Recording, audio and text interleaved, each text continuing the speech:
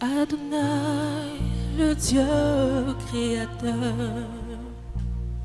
l'univers est dans ta main, Seigneur. Éternel est ton nom, Adonai. Adonai, le Dieu créateur, l'univers est dans ta main, Seigneur. Éternel est ton nom, Adonai. Adonai, le Dieu créateur, l'univers est dans ta main, Seigneur. Éternel est ton nom, Adonai. Adonai, le Dieu créateur, l'univers est dans ta main, Seigneur. Éternel est ton nom, Adonai. Nos mains sont levées, nous voulons t'élever, t'adorer, te célébrer, Adonai. Tu es le Père de tous ceux qui ont le Fils en eux. Tu es Dieu, tu remplis les cieux, Adonai. Nos mains sont levées, nous voulons t'élever, t'adorer, oui, t'adorer, te célébrer, Adonai.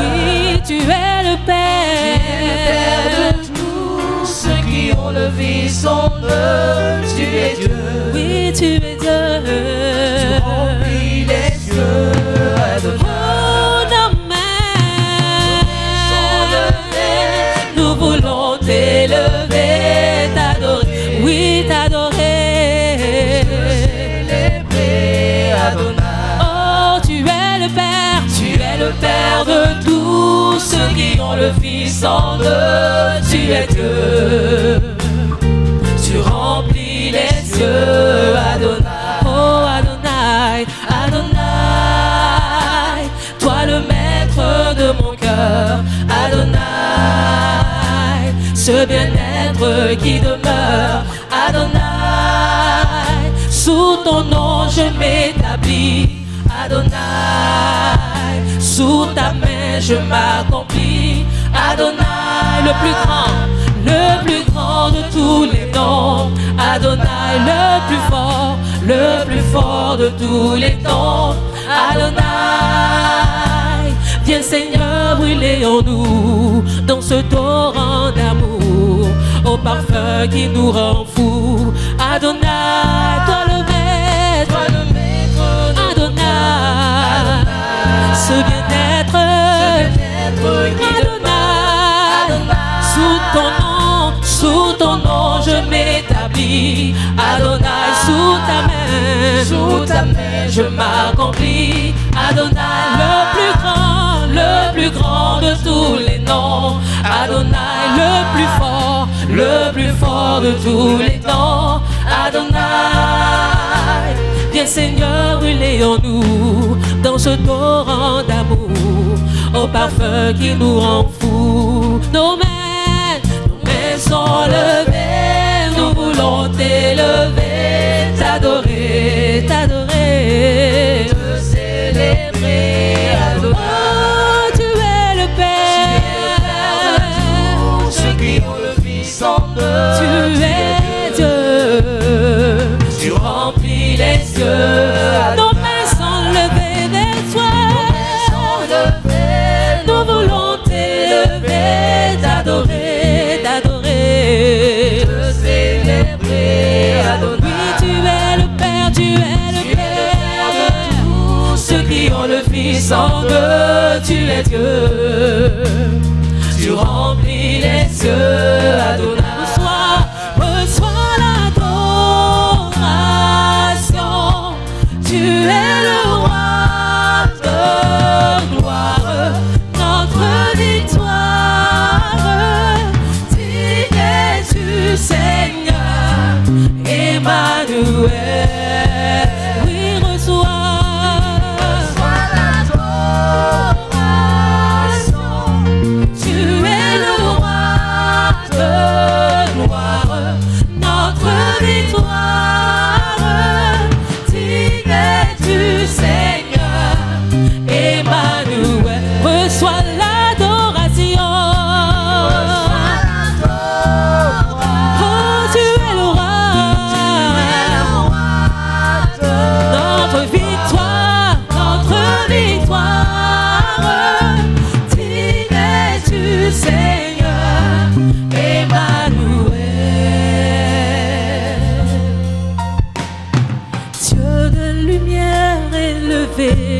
les cieux, rempli de grâce et de paix,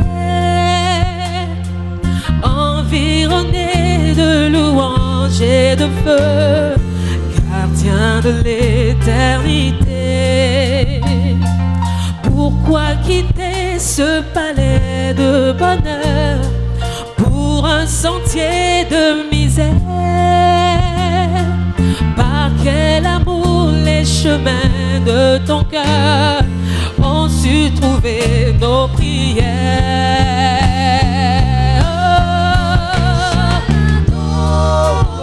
Tu es le roi,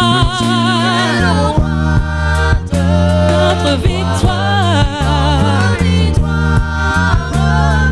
Digne es-tu, Seigneur, Emmanuel. Nous chantons, reçois l'adoration. Tu es le roi,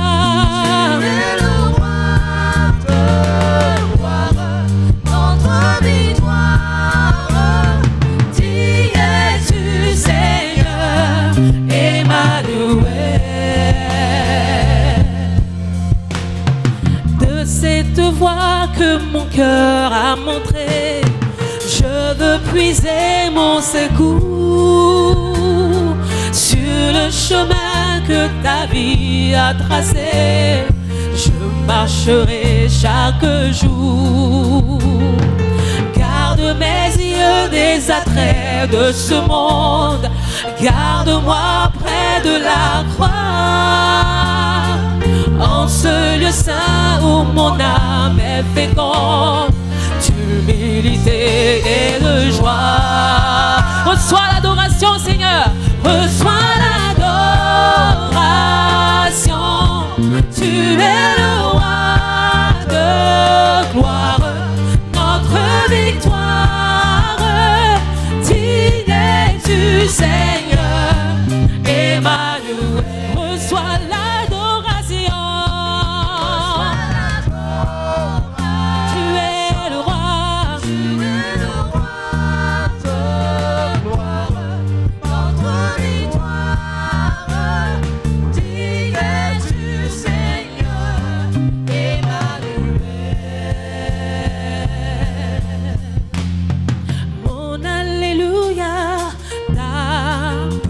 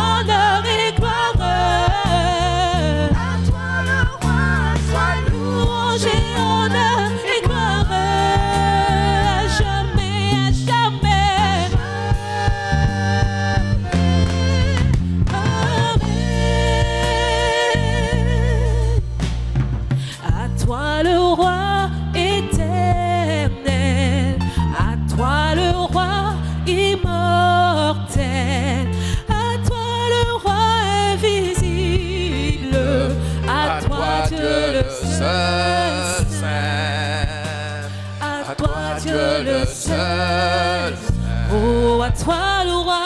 À toi le roi éternel. À toi le roi. À toi le roi immortel. À toi le roi. À toi le roi invisible. À toi Dieu le seul Saint.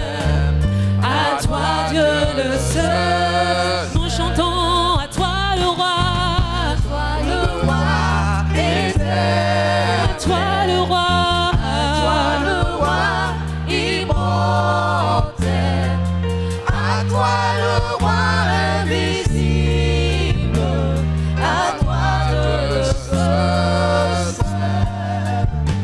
À toi Dieu le seul Saint.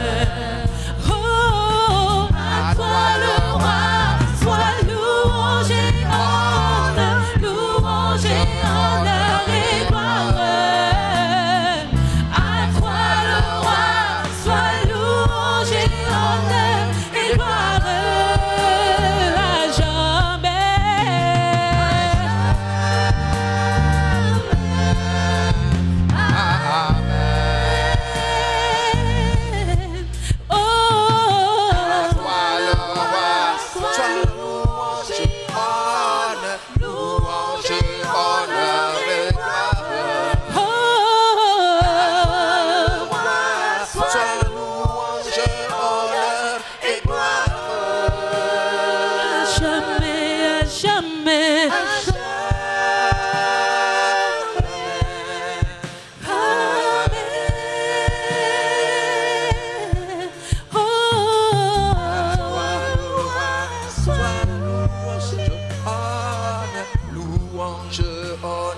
et gloire. À toi le roi, sois louange et honneur et gloire à jamais. Oh, à jamais, à jamais, à jamais.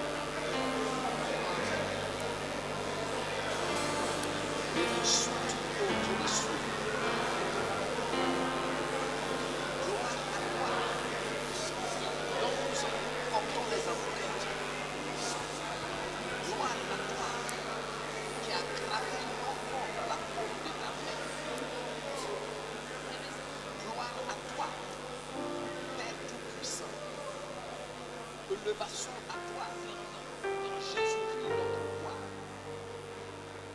Jésus-Christ, le soleil de justice.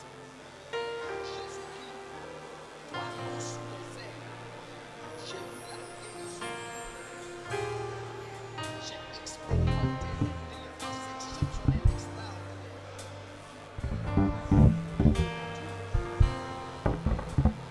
Ce matin, je l'adore. Ce matin, je te glorifie. Ce matin, je Nous te rendons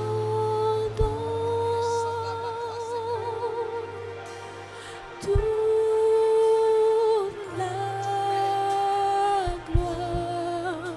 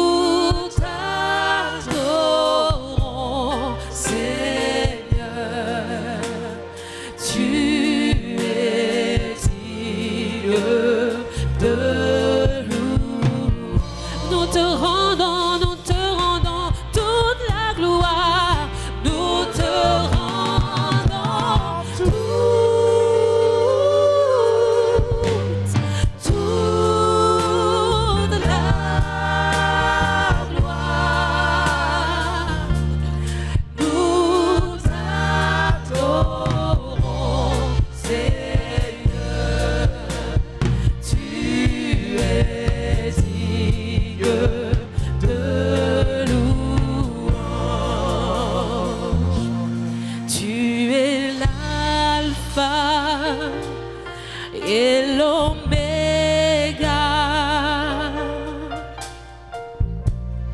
Nous t'adorons, Seigneur. Tu es digne de louange.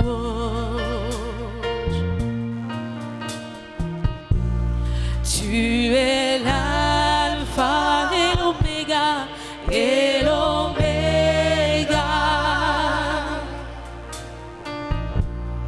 Nous t'adorons, Seigneur. Tu es digne, tu es digne. Nous te rendons toute la gloire, nous te rendons toute la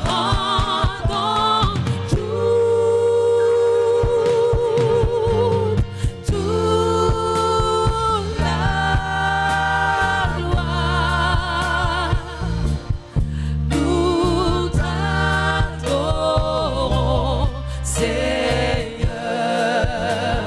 Tu es digne de louange. Nous te rendons toute la gloire. Nous te rendons toute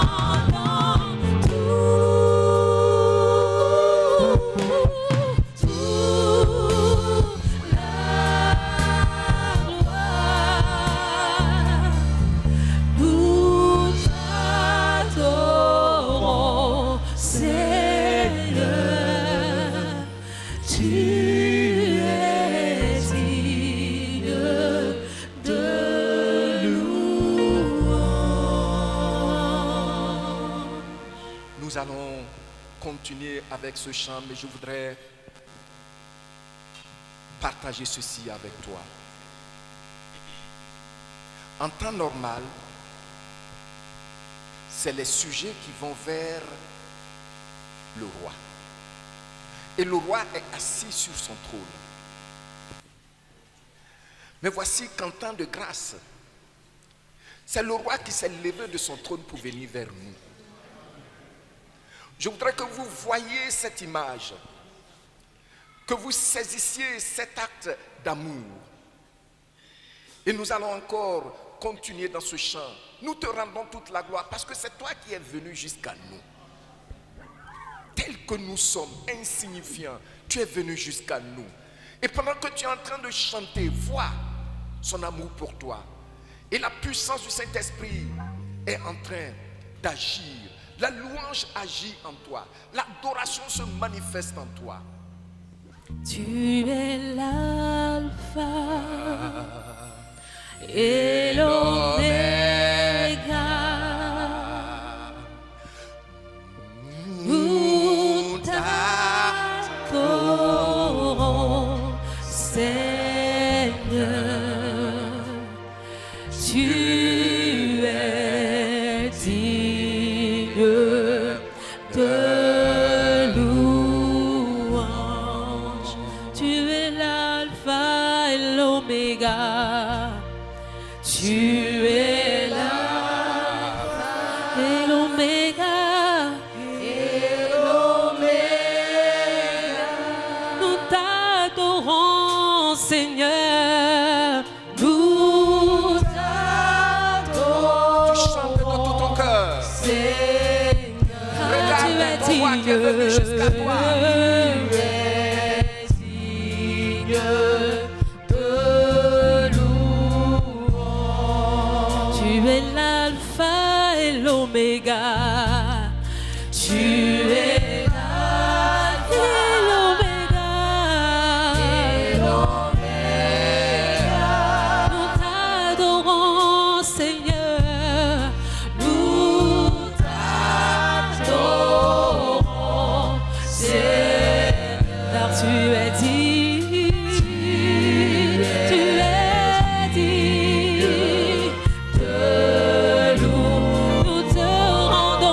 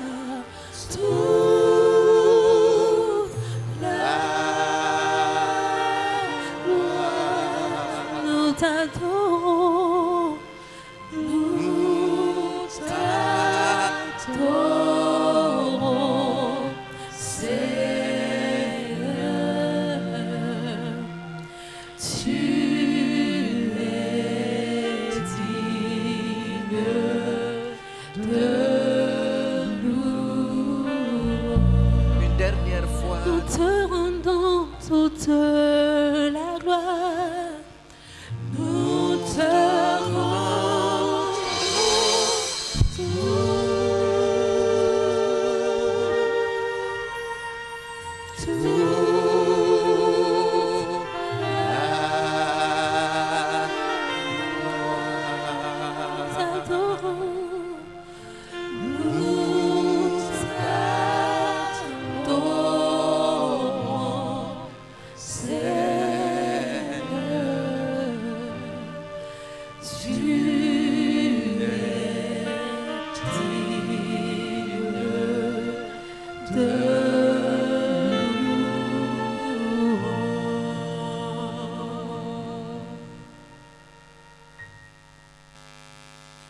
Le Seigneur dit,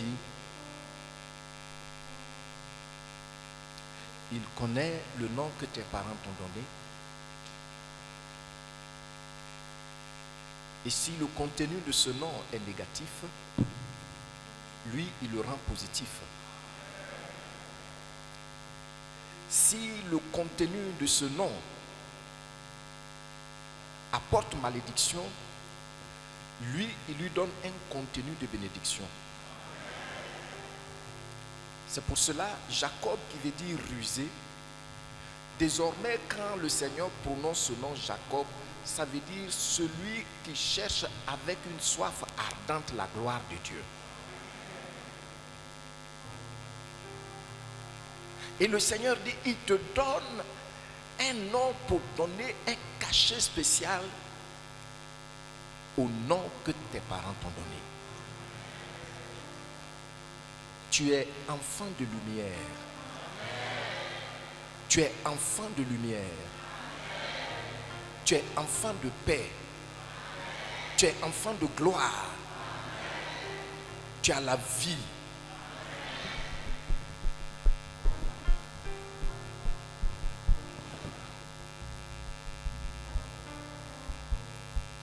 Oui, laisse le Saint-Esprit te remplir de reconnaissance et d'adoration envers le Seigneur. Tout doucement, ce chant.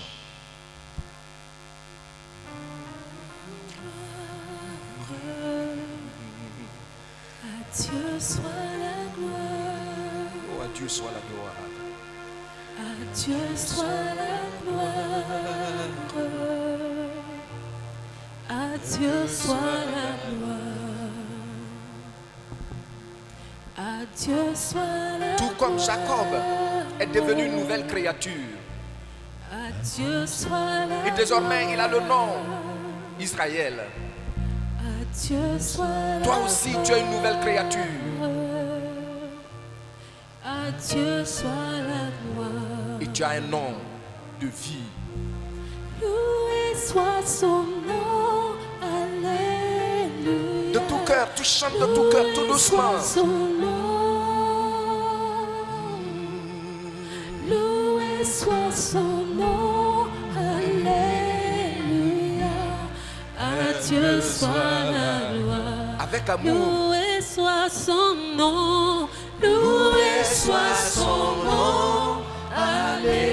Alléluia. Loué soit son nom. Oh, loué. Loué soit son nom. Alléluia. À Dieu soit la gloire. Loué soit son nom. Loué soit son nom. Alléluia. Loué soit son nom. Oui, loué. Loué soit son nom. Alléluia. À Dieu soit la gloire. À Dieu soit la gloire. À Dieu soit la gloire. À Dieu soit la gloire. À Dieu soit la gloire. À Dieu soit la gloire. À Dieu soit la gloire. Oui, à Dieu. À Dieu soit la gloire. À Dieu soit l'honneur. À Dieu soit l'honneur. L'honneur. Dieu soit l'honneur. Oui, à Dieu soit l'honneur. À Dieu soit l'honneur. Béni soit son nom. Béni soit son nom. Alléluia. Béni soit son nom. Béni soit son nom. Béni soit son nom. Alléluia. À Dieu soit l'honneur. Béni soit son nom. Béni soit son nom.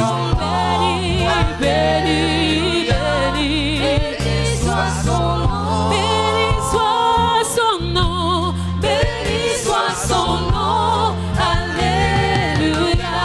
À Dieu soit la gloire. À Dieu soit la gloire. À Dieu soit la gloire. Oh, à Dieu. À Dieu soit la gloire. À Shaddai soit la gloire. À Dieu soit la gloire. Elohim soit la gloire. À Dieu soit la gloire. Loué soit son nom. Loué soit son nom. Alléluia. Loué soit son nom. Son merveilleux nom. Loué soit son nom. Alléluia. À Dieu soit la gloire.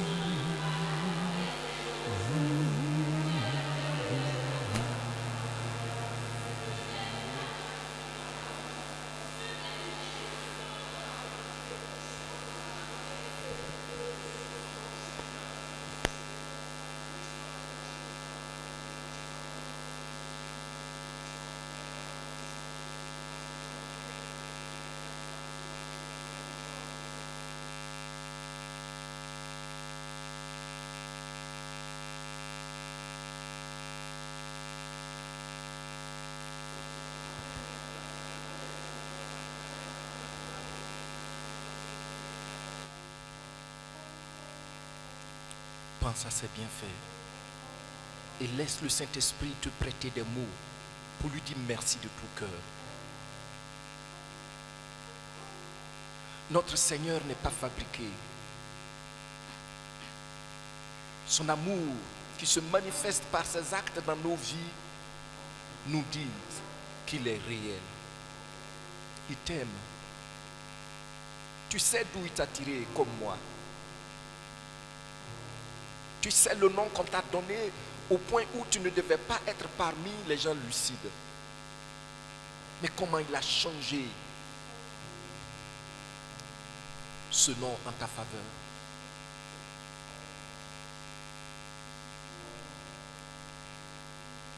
Laisse la joie et la reconnaissance du Saint-Esprit envahir ton cœur. Bien-aimé, tu ne connaîtras jamais la honte et le déshonneur à cause de ce qu'il a fait pour toi.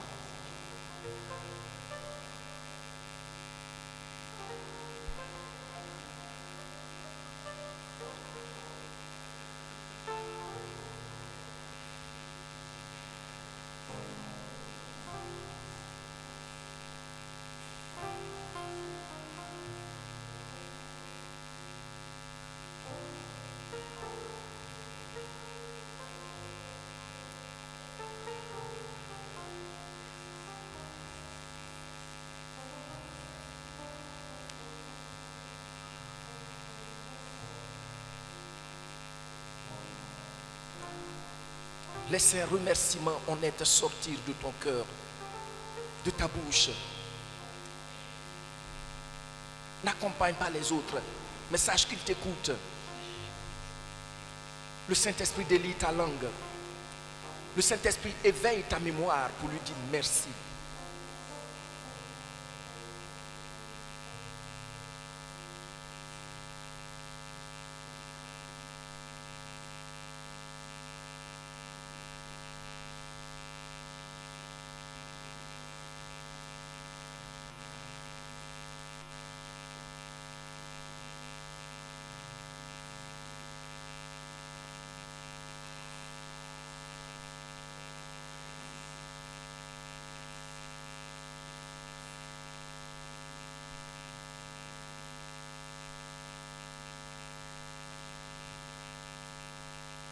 Je voudrais vous demander de vous tenir tous debout, les mains levées vers le Seigneur.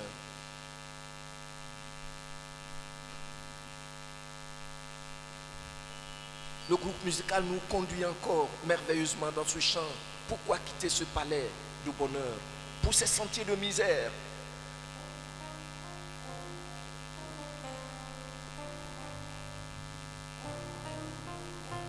Posons-lui la question et le Saint-Esprit confirme dans nos cœurs la réalité de son amour.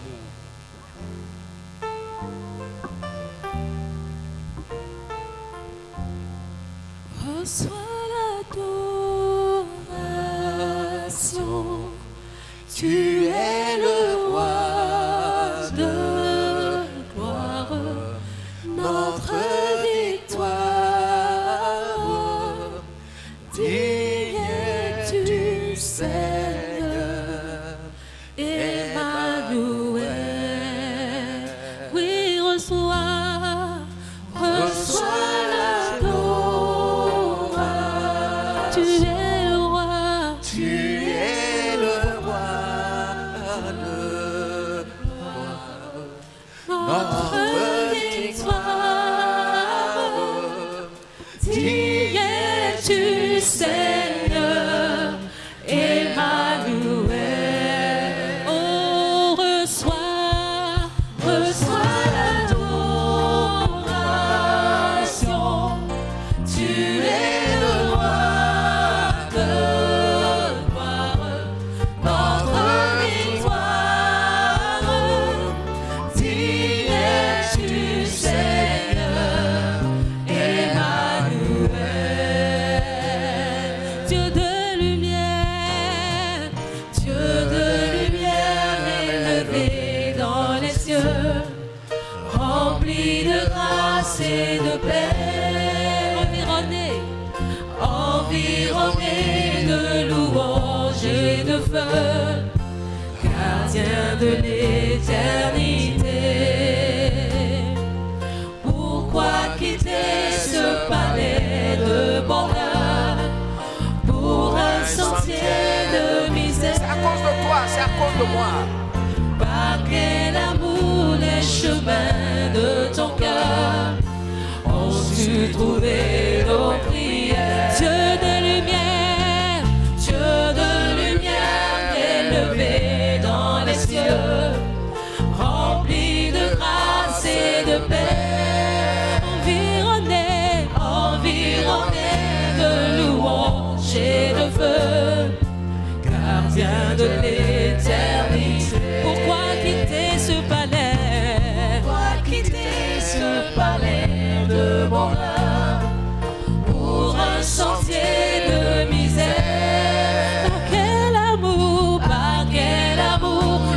chemin de ton cœur ont su trouver nos prières. Oh, reçois l'adoration. Tu es le roi de gloire, notre victoire. Digne es-tu, Seigneur, Emmanuel. Reçois.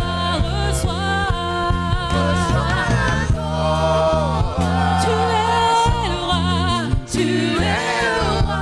Oh Seigneur Jésus, Tu es le roi de gloire. Notre victoire. Tu es notre victoire. Digne es-tu, Seigneur. Oh, tu as dit, Seigneur. Emmanuel. Emmanuel, Reçois l'adoration de ton peuple. Tu es le roi de gloire. Laisse-toi aller dans cette adoration. Laisse-toi aller. Digne es-tu, Seigneur, Emmanuel. De cette voix que ton cœur a montrée, je veux puiser mon secours sur le chemin de ta vie. Moi je marcherai chaque jour. Garde mes yeux des attraits de ce monde. Garde-moi près de la croix, en ce lieu saint où mon âme est féconde, d'humilité et de joie. Oui, reçois. Tu es le roi de gloire, notre victoire. Digne es-tu, Seigneur, Emmanuel.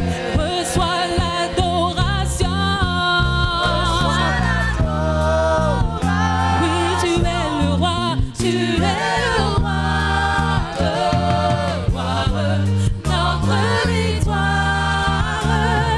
Digne es-tu, Seigneur, Emmanuel, Emmanuel, Emmanuel. Tu es Emmanuel, Emmanuel. Il est avec nous. Il est là.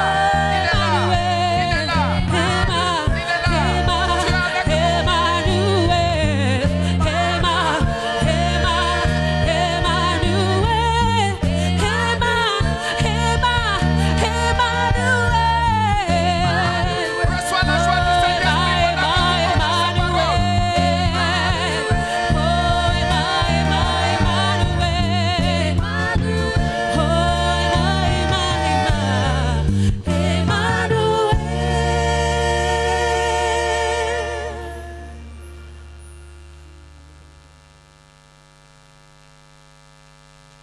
Tu es vraiment digne d'adoration, Jésus-Christ. C'est vrai, dans la lucidité du Saint-Esprit, chacun de nous, dans son intimité, se pose les mêmes questions. Comment ton cœur a su entendre les prières de nos cœurs? Tu n'as pas attendu que nous, on crie d'abord à toi avant que tu ne viennes à nous. Les rois et les présidents s'asseyent sur leur trône et tout le peuple va à leurs pieds. Mais toi, le roi de toute la terre, le propriétaire des invisibles et des visibles, le Dieu éternel, toi dont nous portons les empreintes, tu t'es levé de ton trône pour venir jusqu'à nous, dans notre bassesse. Seigneur, je suis touché chaque fois que je pense à cela. Je sais que ma soeur aussi est touchée. Je sais que mon frère aussi est touché. Je sais que cette assemblée est touchée. Je sais que partout on invoque ton nom, ton peuple est touché. Parce que ton amour est réel. Tu as fait que ce qui ne devait pas être est. Tu as fait que nous qui ne devions pas vivre, on vit encore et on vivra encore et encore. Tu nous as imposé à la vie, expression de ta souveraineté. Et nous voulons te dire merci Seigneur Jésus. Nous voulons te dire merci Père éternel. Nous voulons te dire merci Saint-Esprit. Alléluia. Merci. Seigneur, cette voie d'amour que ton cœur a tracée pour nous, nous savons qu'avec ton esprit, nous y marcherons chaque jour. Merci au nom de Jésus-Christ. Amen. Amen. Jésus, Jésus, prends ta place. Jésus, prends ta place. Que tous les autres noms disparaissent. Que tous les autres noms disparaissent. La mort, l'échec, la maladie. Jusqu'à ce qu'il n'y ait que toi. Jusqu'à ce qu'il n'y ait que toi. Que tous les autres noms disparaissent. Jésus, prends ta place. Jésus, prends ta place. Que tous les autres noms disparaissent. Que tous les autres noms disparaissent. Que tous les autres noms disparaissent. Jusqu'à ce qu'il n'y ait que toi. Jusqu'à ce qu'il n'y ait que toi. Que tous les autres noms disparaissent. Jésus, prends ta place. Jésus, prends ta place. Tu fais de grandes choses, tu fais de grandes choses. Tes œuvres sont glorieuses, toi le Dieu fidèle, puissant est ton nom. Yahweh, tu fais de grandes choses. Tes œuvres sont glorieuses, toi le Dieu fidèle, puissant est ton nom. Tu fais de grandes choses, tes œuvres sont glorieuses. Toi le Dieu fidèle, puissant est ton nom. Tu fais de grandes choses, tes œuvres sont glorieuses. Toi le Dieu fidèle, puissant est ton nom.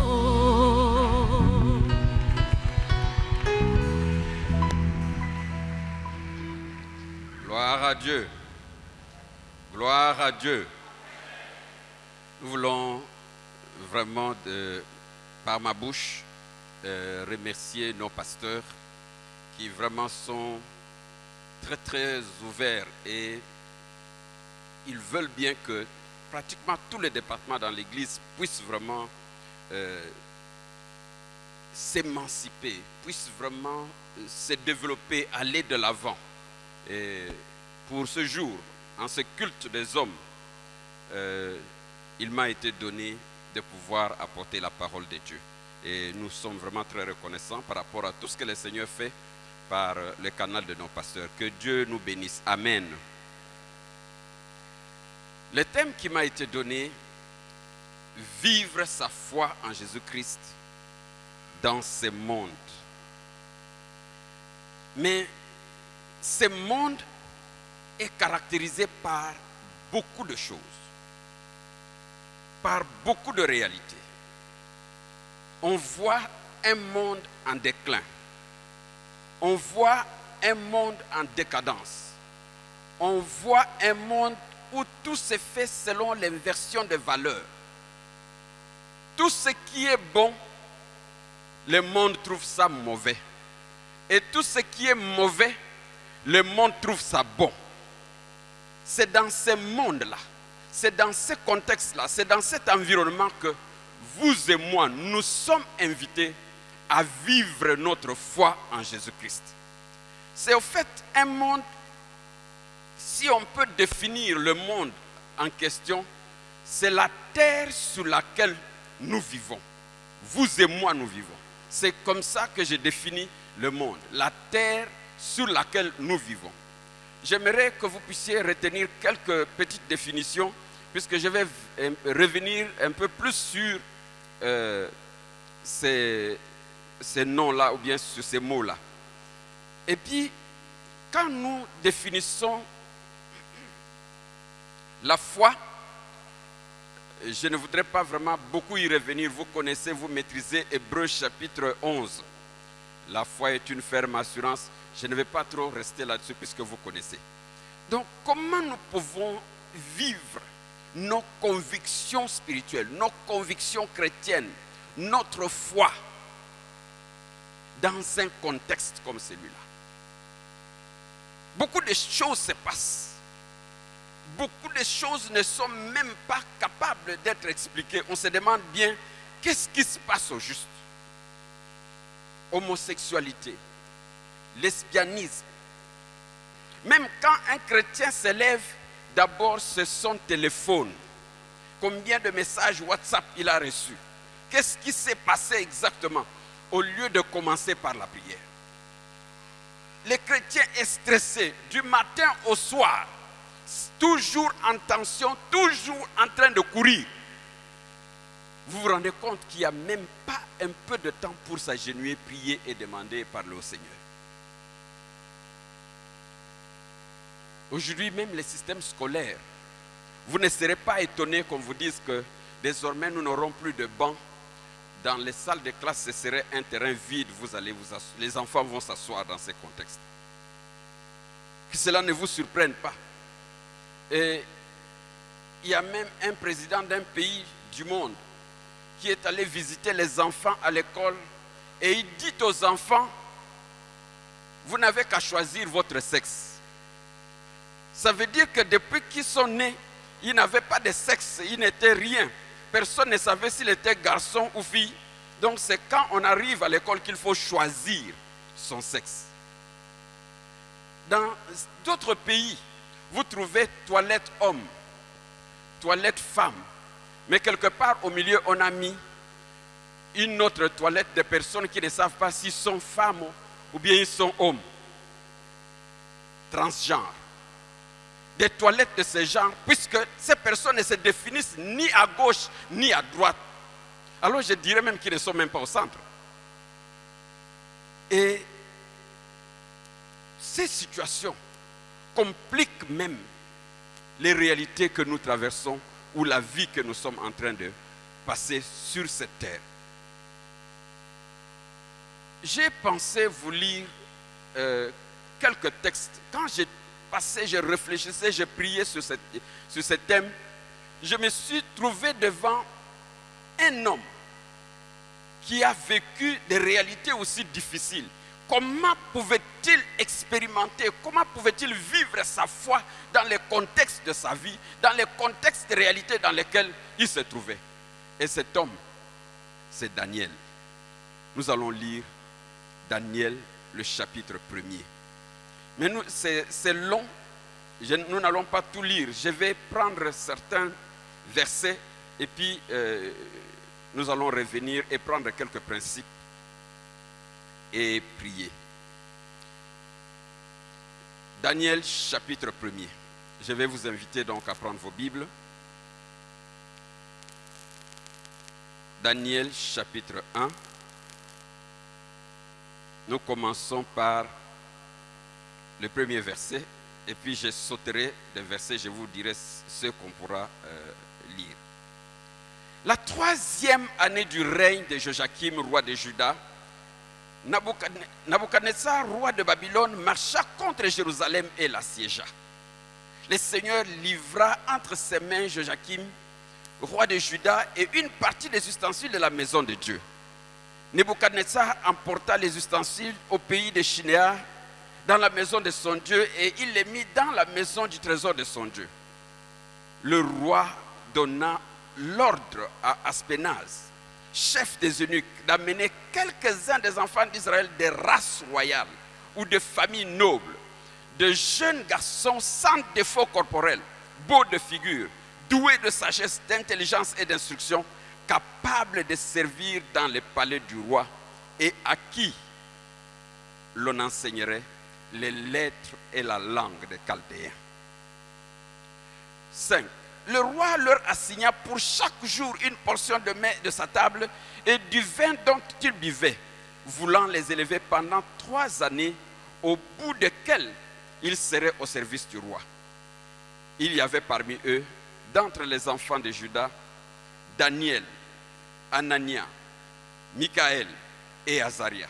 Le chef des eunuques leur donna de nom à Daniel celui de Belchassar, à Anania celui de Shadrach, à Michaël celui de Meshach et à Azaria celui d'Abed-Nego. Verset 8.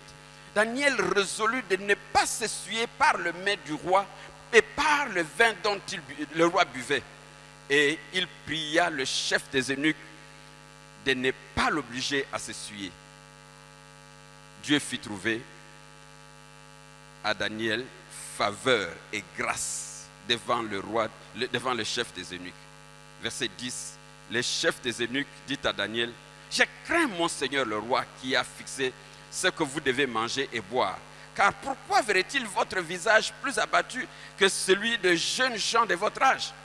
Vous exposeriez ma tête auprès du roi.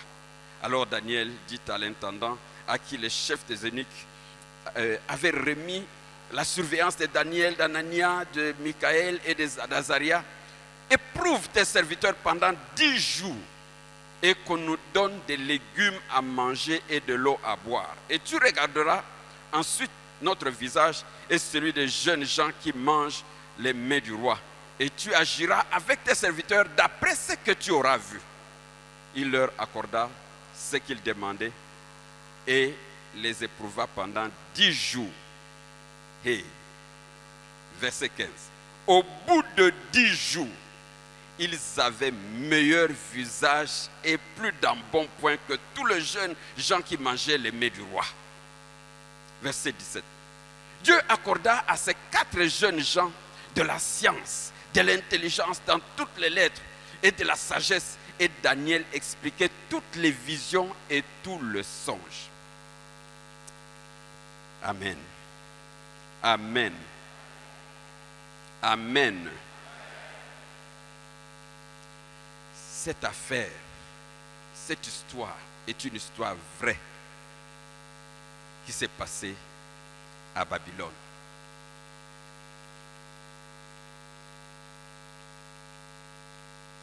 Dans ce texte que nous venons de lire, nous voyons 4 jeunes dont la description est très intéressante selon les critères et les exigences du roi. Daniel, Anania, Michaël et Azaria sont déplacés de chez eux et ils sont partis à Babylone. Mais ici, vous allez retenir 5 choses. Quelles sont les 5 choses qui se passent dans ces textes? On prend Daniel, Anania, Michaël et Azaria, on leur dit: désormais, on change votre environnement. Vous n'êtes plus à Jérusalem, vous n'êtes plus à Juda, vous êtes à Jérusalem. Et les 4 là sont de la tribu de Juda. Vous n'êtes plus là chez vous. Désormais, vous allez à Babylone. Déplacement, déménagement, ils s'en vont ailleurs. Non simplement qu'on change leur environnement, leur lieu de résidence, on dit désormais Daniel, Anania, Michaël, Azaria, vous ne serez plus là-bas, vous partez ailleurs. Mais on change votre identité. Ça veut dire, le nom là, on ne vous appellera plus Daniel, on ne vous appellera plus Michaël, on ne vous appellera plus Anania, on ne vous appellera plus Azaria. Vous changez de nom, on vous donne d'autres noms. Si on ne veut pas se compromettre, il faut connaître son identité. Si on ne veut pas se compromettre, il faut contrôler ses appétits. Si on ne veut pas se compromettre, il faut faire confiance totale à Dieu. Si on ne veut pas se compromettre, il faut savoir qu'il y a un prix à payer. Je vais aller rapidement avec le tout premier point. Si nous devons vivre notre foi sans compromission dans ce monde, qui est en décadence, qui est en déclin, qui est à la perte et à la dérive, il faut que nous puissions connaître notre identité.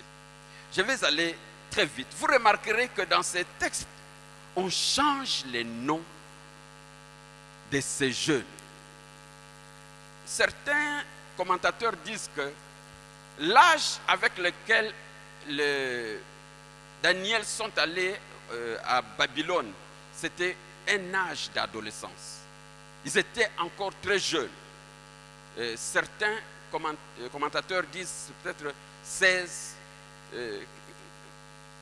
14 ans, 14, 16 ans, d'autres disent même 17 ans. Et ils ont été déplacés. Mais regardez les conditions qu'on a posées par le roi. Beau de figure, sagesse, intelligence, des classes nobles. C'est ce qu'on est allé prendre.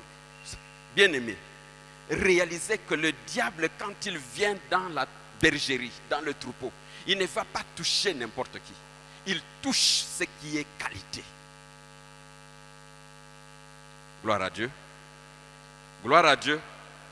Il vise la qualité, il vise l'élite. Ne faisons pas gaffe, puisque l'ennemi ne nous fera pas cadeau.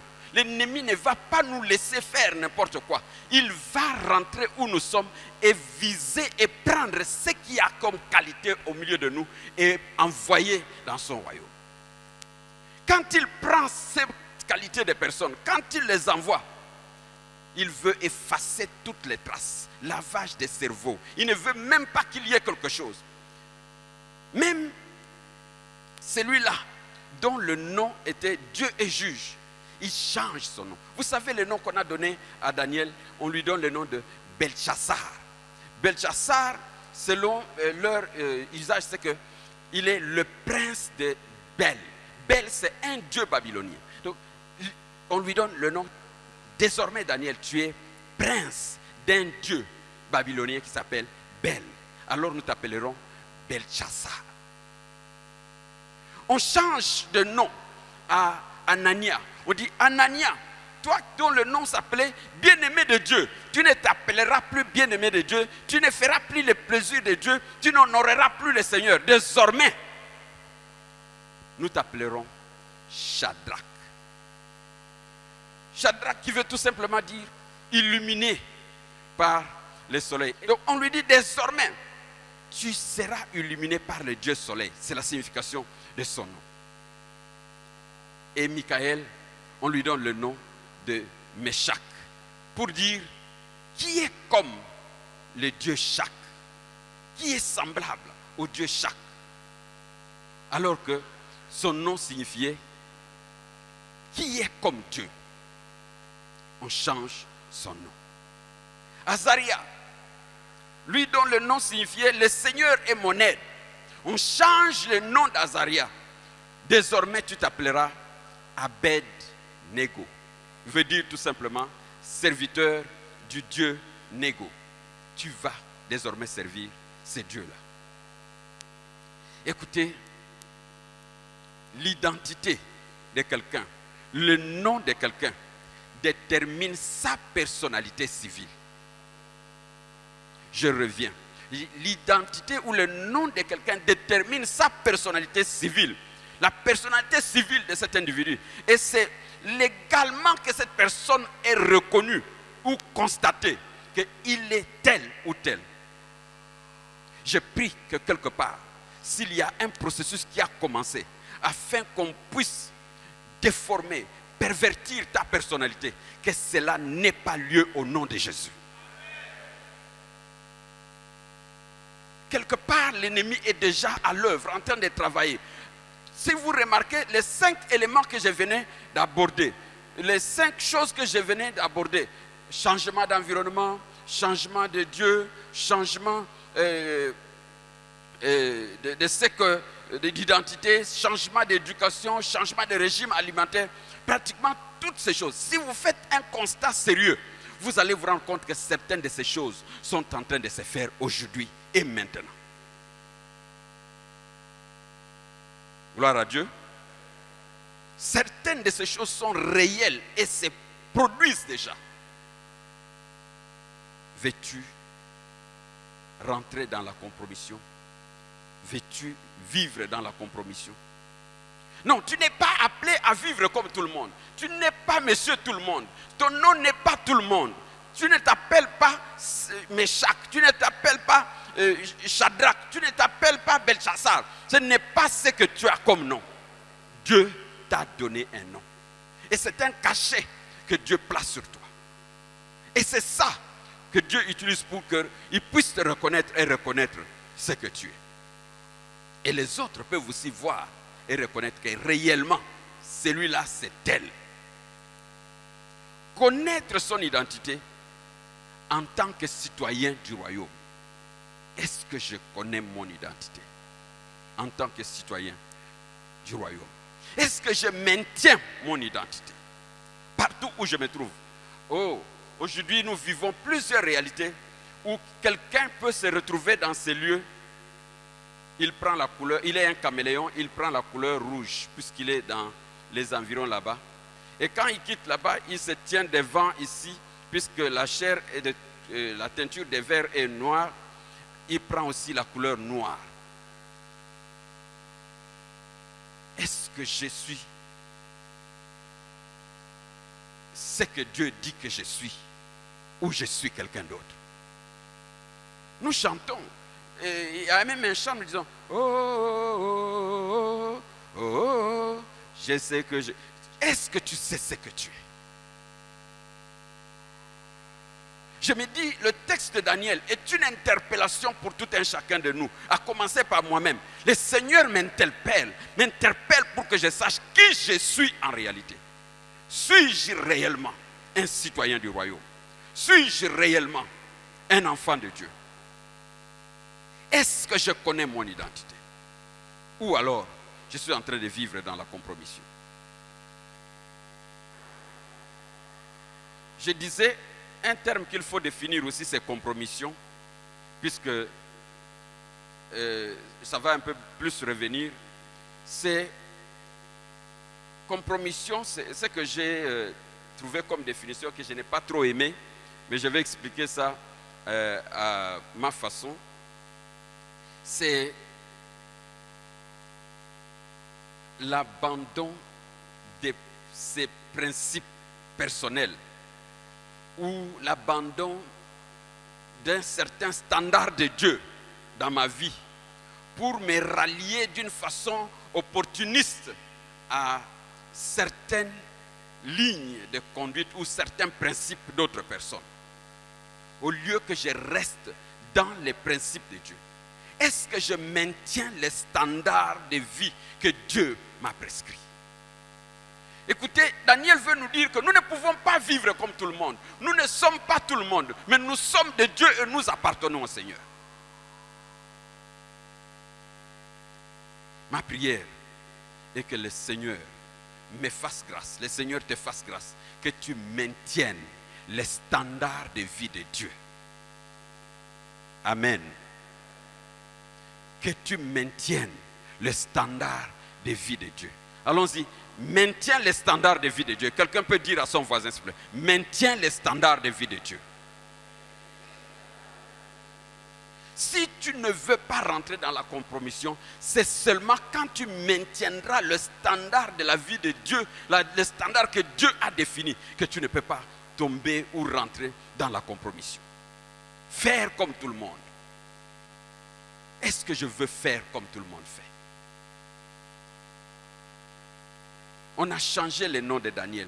Daniel dit, même si au boulot, on peut m'appeler Belchassar, même si ailleurs, on peut me reconnaître comme Belchassar, mais quand je reviens à moi-même, je sais qui je suis, je m'appelle Daniel, et personne ne peut changer mon nom, car c'est mon identité. Je ne peux pas trahir mon identité. Même si on me donnait de l'argent, je ne change pas mon identité, car je m'appelle Daniel.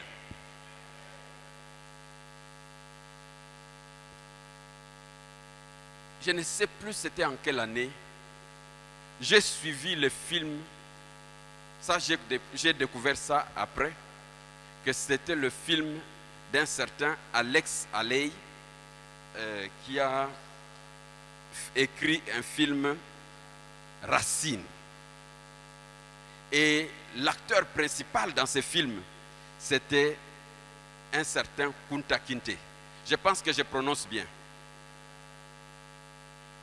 J'ai suivi ce film-là, plusieurs épisodes. Il y a des épisodes pendant lesquels je suivais, je pleurais même. Puisque je voyais, je m'identifiais à la douleur que Kunta Kinte était en train de traverser. Mais cette fois-là, le monsieur qui l'a acheté, son maître qui l'a acheté, a ordonné qu'on puisse le ligoter des mains, puisqu'il lui changeait de nom et il lui donnait le nom de Toby.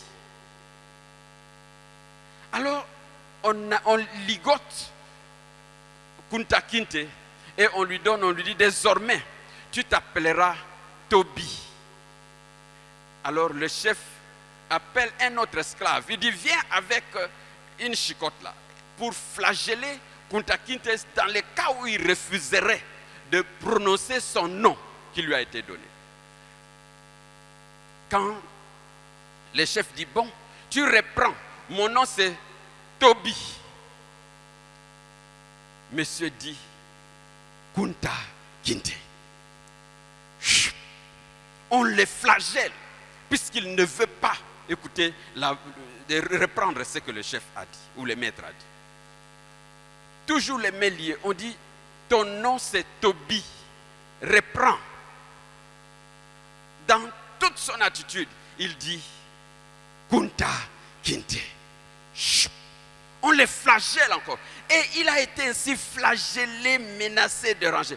Pouvons-nous arriver jusqu'au point où, malgré qu'il y ait qu'on nous flagelle, malgré qu'on nous déplace jusqu'à Babylone, malgré qu'on change notre environnement, malgré qu'on change notre éducation et notre culture, malgré qu'on veuille changer notre Dieu, mais que nous puissions garder notre identité, que nous disions, je suis Daniel.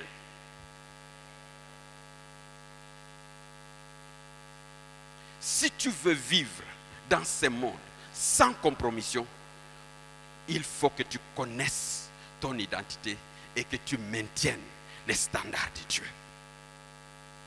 Amen. Ça ne sera pas trop doux, certainement, puisque nous allons un peu croquer ce qui est dur. Ça sera peut-être ressemblable à un os, mais acceptez d'avaler ça.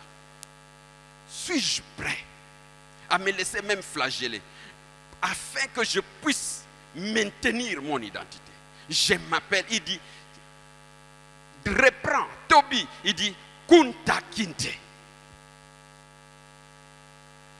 On flagelle, reprends Toby, il dit, Kunta Kinte. Et je me suis donné la peine pendant que je préparais ce message. Je suis allé dans YouTube, j'ai tapé Kunta Kinte et ça m'a conduit. J'ai suivi cet épisode-là. Je crois que c'était mercredi la nuit, je crois vers 3h du matin, 2h ou 3h du matin, je suivais un peu ça. Pour essayer un peu de me remémorer ce qui s'est passé à cette époque-là. Peux-tu conserver ton identité? Même en temps difficile, même en des moments compliqués, quand le monde est en déclin, quand tout est en décadence, peux-tu conserver ton identité? Je vais vite au deuxième point. Le deuxième point, le premier point, j'ai dit, conserver. Si nous voulons vivre vraiment sans compromission dans ce monde, il nous faut connaître notre identité. Deuxième point, si nous voulons vivre sans compromission dans ce monde, il faut que nous puissions être à mesure de contrôler nos appétits. Voyez ce qu'on leur a donné. De la nourriture. Je suis sûr même que certaines nourritures n'en mangeaient même pas. Et même les vins qui venaient de la table du roi, c'est ce qu'on leur a donné. Mais je ne vais pas rester longtemps là-bas. Mais je vais juste tirer quelque chose à ce sujet-là. Avec ce point-là, je voudrais dire que si vraiment nous voulons ne pas nous compromettre, il faut que nous puissions contrôler nos appétits.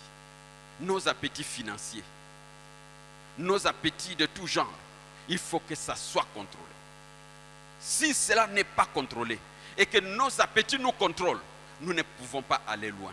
Nous serons vite rattrapés. Ce n'est pas puisqu'on a à manger que nous devons manger. On peut aussi avoir à manger et refuser de manger ce que nous avons à manger. Ce texte nous apprend un modèle de discipline. Peux-tu te discipliner devant un repas? Peux-tu te discipliner devant même quelque chose que tu aimes beaucoup? et tu refuses. Écoutez, ces repas, selon un autre commentateur, il dit, ce sont des repas qu'on donnait aux idoles, à leurs dieux, et qu'on envoyait. Alors, les Daniel ont dit, nous ne pouvons pas déshonorer notre Dieu et manger cette nourriture. Nous refusons.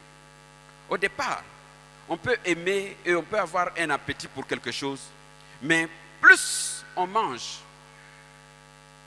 on ne peut pas se rendre compte. Premier jour, ça goûte, deuxième, troisième, une semaine, un mois. Mais à un moment donné, ça ne marchera plus. On ne pourra pas aller de l'avant.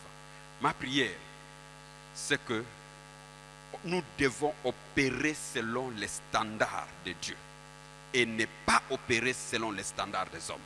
Ne pas opérer selon les standards de Babylone. Opérons selon les standards de Dieu. Dieu nous appelle. Dieu a ses standards pour nous. Dieu a ses principes pour nous. Nous devons opérer selon les principes que Dieu nous donne. 10 jours de test. Il dit, donnez-nous simplement 10 jours. Et après 10 jours, vous allez voir à quoi nous allons ressembler. Si vous pensez que nous aurons mauvais visage, donnez-nous ce que vous avez préparé là, nous allons manger. Mais si tout va bien avec nous, nous ne toucherons pas à ces repas-là. 10 jours sont arrivés. La Bible dit, après 10 jours, on regarde Daniel, on regarde Anania, on regarde Michaël, on regarde Azaria. La Bible dit, ils ont des lambons-points. Moi-même, je suis même malingre. Je ne suis même pas comme ça. Pas si beau comme ils étaient ce jour-là. Mais formidable. La crainte de Dieu nous donne même la beauté dont nous avons besoin. Ah, ça, vous n'avez pas entendu. J'ai dit, la crainte de Dieu nous donne même la beauté dont nous avons besoin. Ils sont dans ce contexte, mais ils refusent de manger. Combien de fois il est difficile même pour que nous puissions jeûner. Mais ma prière est que nous puissions réellement contrôler nos appétits et que les appétits ne nous contrôlent pas. Rapidement, je ne vais pas mettre longtemps là-dessus. Si vraiment nous voulons vivre dans ce monde en déclin, sans compromission, nous avons besoin de connaître notre identité. 2, nous avons besoin de pouvoir contrôler nos appétits. Et 3, nous avons besoin de faire totale confiance à Dieu. Totale confiance à Dieu. Qu'est-ce que je tire comme principe en lisant ce texte? La première chose, nous devons choisir d'opérer.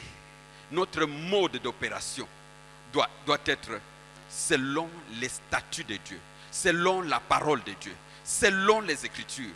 N'opérons pas d'une autre manière, sinon le diable risque de nous avoir. Opérons selon les statuts de Dieu, fonctionnons selon les statuts de Dieu, selon la parole de Dieu. La foi vient de ce qu'on entend et ce qu'on entend vient de la parole de Dieu. Opérons en plaçant Dieu en priorité. Ils ont placé Dieu en priorité et Dieu leur a honoré aussi puisqu'ils ont honoré le Seigneur. La Bible dit, si nous honorons le Seigneur nous honorera. Suis-je prêt à honorer le Seigneur? Ils ont maintenu leur identité, même à l'étranger. Identité. Je me rappelle, lors d'un de mes voyages aux États-Unis, j'arrive là-bas, quelques jeunes gens me disent, mais le vieux, mais tu peux rester ici, reste. Et je dis, rester, ça veut dire quoi? Il dit, non, mais il ne faut plus rentrer en Afrique, tu restes aux États-Unis. Il dit, ah bon? Alors, je ferai quoi ici? Je pose la question, qu'est-ce que je vais faire? Est-ce qu'il y a un travail que vous allez me donner? Puisque de l'autre côté en Afrique, moi j'ai un travail, j'ai une famille, j'ai la maison, j'ai tout. Est-ce que vous allez me donner quelque chose ici? Il dit, mais ça on peut trouver. Et non, non, j'ai dit, bon, je vais maintenant opérer ici, avec quel papier? Oh, mais les papiers là, ça c'est rien, on trouve ça. Il dit, non, expliquez-moi, puisque avant que je ne puisse me décider, même s'il faut que je reste, donnez-moi des preuves que j'aurai des papiers, puisqu'ici ce n'est pas chez moi, c'est à l'étranger. Qu'est-ce que j'aurai comme papier ici? Il dit, non, tu déclares tout simplement que non, chez toi, Mobutu ou Kabila t'a fait ceci. Il dit, ah, voilà. cela veut dire que vous me dites, il faut mentir pour changer mon identité. Je ne vais pas changer mon histoire. Moi, je n'ai jamais eu problème avec Mobutu. Je n'ai jamais eu problème avec Kabila. Rien du tout. Je ne vais pas leur accuser pour quelque chose pour laquelle ils n'ont pas fait. Moi, je ne veux pas ça. Pourquoi je vais accuser Mobutu ou Kabila? Je ne veux pas. Elle dit, ah, le vieux, on comprend que toi, on dirait que tu es déjà assis là-bas. J'ai dit, même ici, je suis assis. Là aussi, je suis assis. J'ai refusé d'opérer selon le standard de ceux-là qui veulent que je puisse aller dans ce sens-là. Puisque je veux d'abord faire confiance au Seigneur. Pouvons-nous faire totale confiance à Dieu? Pouvons-nous dire non là où il convient que nous disions non, même si ça nous coûte notre vie? La Bible dit, comme conséquence de leur obéissance. Je ne sais pas, j'étais en train de réfléchir, puisque le texte dit, on les trouva 10 fois plus sages, 10 fois plus intelligents.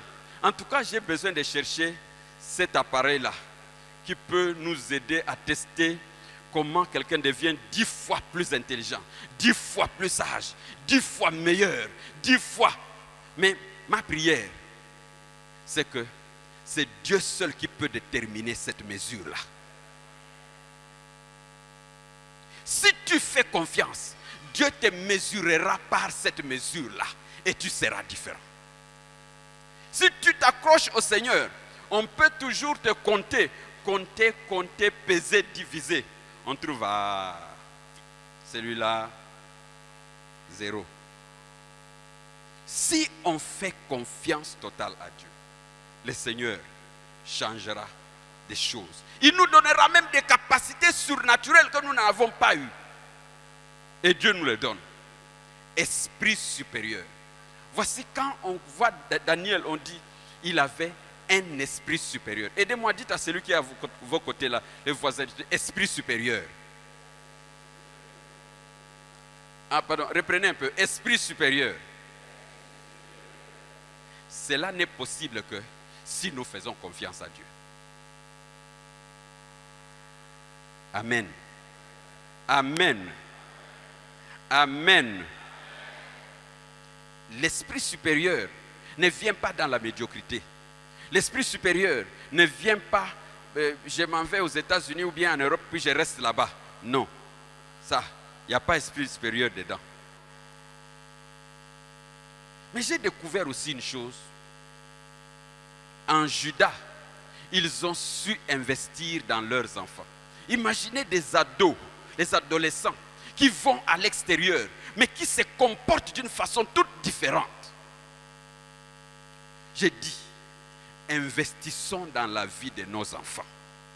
Que le Seigneur nous aide à investir sur le plan spirituel dans la vie de nos enfants. Et même quand ils ne seront pas avec nous, quand ils seront loin de nous, ils vont toujours se comporter de façon à glorifier le Seigneur et à maintenir les standards de la vie que Dieu nous donne. Ça, c'était un travail fait à Jérusalem, mais ça porte des fruits à Babylone.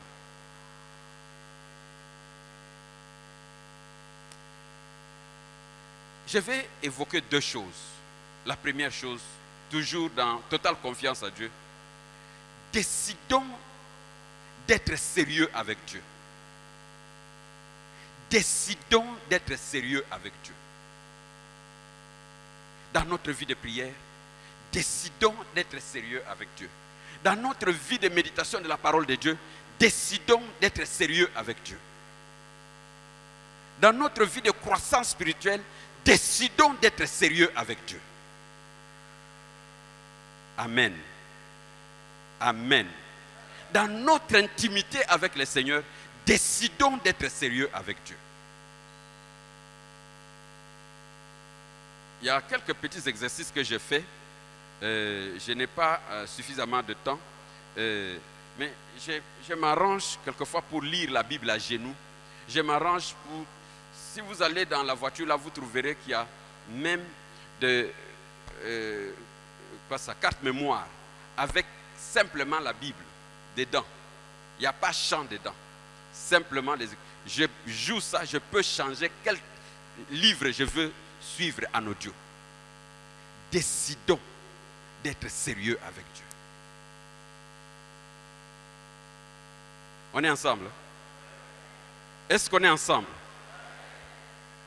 Est-ce que tu es prêt à décider d'être sérieux avec Dieu? Je vais prendre le troisième point. Le premier point, si nous voulons vivre notre foi sans compromission, il faut que nous puissions connaître notre identité. Si nous voulons vivre notre vie de foi sans compromettre, nous devons contrôler nos appétits. Si nous voulons vivre notre vie de foi sans compromission, nous devons absolument, et ça j'insiste, nous devons faire totale confiance à Dieu. Et avant que je n'aborde le quatrième point, je disais que j'allais mettre l'accent sur 2 points. Être sérieux avec Dieu. Et puis deuxième point, c'est décider d'être transformé. Il faut que ce soit le fruit d'une décision que nous prenons. Je me rappelle, je ne sais pas si notre pasteur va se rappeler, un jour, on échangeait, le pasteur dit, il parle, il faut abandonner la médiocrité. Je vais y arriver là-bas. Mais je vous assure que cela a sa raison d'être. J'aimerais que nous puissions lire Romains chapitre 12. Romains 12, rapidement.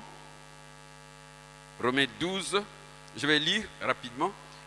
Je vous exhorte donc, frères, par la compassion de Dieu, à offrir vos corps comme un sacrifice vivant, saint et agréable à Dieu, et ce qui sera de votre part un culte raisonnable. Je prends le verset 2e, c'est ce qui est notre préoccupation maintenant. Ne vous conformez pas au siècle présent, ou alors ne vous conformez pas au monde, mais soyez transformés par le renouvellement de l'intelligence, afin que vous discerniez quelle est la volonté de Dieu, ce qui est bon, agréable et parfait. Ne vous conformez pas au siècle présent, mais soyez transformés. Je parle de la transformation. Aujourd'hui, on réalise qu'il y a beaucoup de convertis, mais très peu de transformés. Je dis, on peut faire un recensement, on peut voir combien de personnes ont donné leur vie au Seigneur. On verra qu'il y a beaucoup de personnes qui sont convertis, mais très peu qui sont transformés. Quand je parle de la transformation, je parle de la transformation du caractère. Je parle de la transformation, une transformation telle que si on peut te retracer, on a difficile de dire, bon, vous savez que quand on parle beaucoup aujourd'hui à travers le monde et plus précisément en Afrique, quand on voit quelque chose de moins bon là, on classe mes parents du Nigeria, mes parents du Congo et puis mes parents du Cameroun. Donc, généralement, les 3 pays là rebondissent toujours. Quand nous parlons de la transformation, ça veut dire que nous devons arriver à un point où, quand on te regarde, on dit non, on ne reconnaît pas que c'est un Yoruba. Ce n'est pas lui. Puisqu'il y a eu transformation. On ne peut pas retracer. Quand on regarde bien la personne, même par tout ce qu'il fait, par ses actes, son caractère, on dit non, ce n'est pas un Congolais celui-là. Mais quand tu leur dis que c'est Congolais, les gens disent, dis-moi que c'est vrai que tu es Congolais. Confirme réellement que tu es vraiment Camerounais. Une transformation du caractère qui fait que réellement les choses sont différentes. J'ai dit que ça ne sera pas trop doux, mais supportez-moi un peu. Gloire à Dieu. Si nous voulons vivre une vie sans compromission dans ce monde, il faut que la transformation puisse s'opérer. Si la transformation ne s'est pas opérée, si on n'est pas sérieux avec Dieu,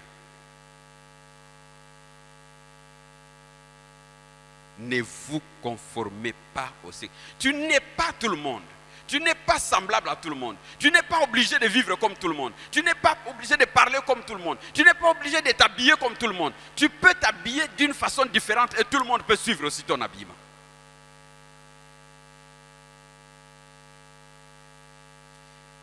Caractère, caractère. Il y a un frère qui m'a toujours conté beaucoup d'histoires. Il est fort vraiment dans les illustrations. Il me contait cette histoire. Tous les animaux se sont réunis. Ils voulaient choisir un roi. Alors, quand ils se sont réunis pour choisir un roi, le chien s'est présenté et dit, non, c'est moi, je veux être roi. Il dit, ok, bon, pas de problème. Lors de cette réunion-là, avec tous les autres animaux, on a donné un fauteuil au chien et le chien s'est installé, il s'est assis. Mais le lion était à côté là, assis. Le lion dit aux autres animaux, dit, ne vous en faites pas. Par rapport à son caractère, les choses vont changer, il ne pourra pas être roi. Le lion cherche un os, il prend un os, il envoie avec lui. Ils sont assis comme ça, en pleine réunion. Le lion sort l'os, il fait ça. Le chien, il est sur le fauteuil, mais le chien saute, puisqu'il voit l'os qu'on est en train d'agiter. Le lion retourne l'os à côté. Après, il dit, vous verrez, ça ne tiendra pas. Ça là, ça va arriver, il faut voir. Le lion sort l'os, il agite un peu. Le chien bouge. Il bouge, il dit non, ça. Et en fin de compte, le chien dit le lion dit pour que nous puissions finir avec ces jeux-là, le lion prend l'os, il jette. Le chien saute dans le fauteuil et il s'en va prendre l'os. Il dit voilà le roi que nous voulons avoir dans notre pays. Et désormais, le chien a cessé d'être roi provisoirement et le lion a repris le siège. Problème de caractère. Peut-on te donner quelque chose? Peut-on te confier quelque chose?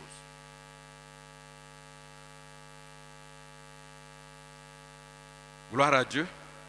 Vous pouvez peut-être tout oublier, mais retenez quand même cette histoire du chien roi. Et le pasteur a repris ici pendant qu'il prêchait. Il dit, les chiens là, quand quelqu'un vient, même avant qu'il ne sache de quoi il est question, wou, wou, wou, il aboie. Mais quand le chat regarde, il tourne et c'est fini, il est parti. Sans faire trop de dégâts ni de bruit. Problème de caractère. Je vais prendre le tout dernier point. Il y a un prix à payer. Les Daniel, Anania et Michaël, Azaria ont payé un prix. Quel est le prix qu'ils ont payé? La consécration, la sanctification. C'est un travail de tout le jour. Ce n'est pas un travail unique et puis ça se répercute. Un travail de tout. Il y a un prix à payer si nous voulons vivre dans ce monde sans nous compromettre. Un prix à payer.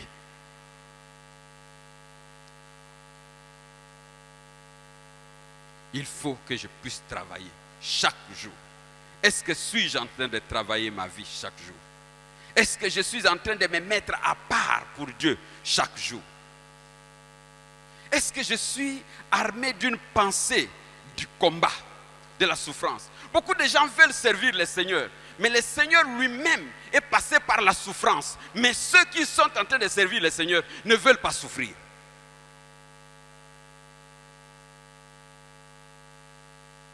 C'est un travail. Il faut que nous soyons armés de la pensée du combat. La Bible dit, vous aurez des tribulations dans le monde, mais prenez courage, car j'ai vaincu le monde. Je pense que vous êtes en train de suivre ce qui se passe en Afghanistan. Je crois que mercredi et jeudi, on a tué beaucoup de chrétiens. On les a emballés dans des sachets Et puis, d'abord, on les a déshabillés, puis mis dans des sachets. Et ces chrétiens-là ont dit, nous n'abandonnons pas, nous craignons le Seigneur, nous resterons pour le Seigneur et nous servirons le Seigneur. On les a déshabillés et puis mis dans des sachets. Et comme certains ne pouvaient pas tenir, ils se sont étouffés, ils sont décédés. J'ai dans mon téléphone des images de ces chrétiens qui sont décédés.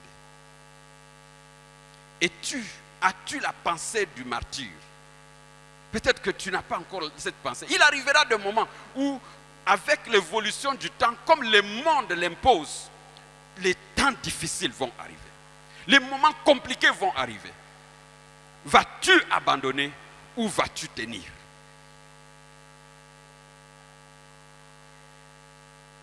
Pour vivre sa foi sans compromission dans ce monde, il y a un prix à payer.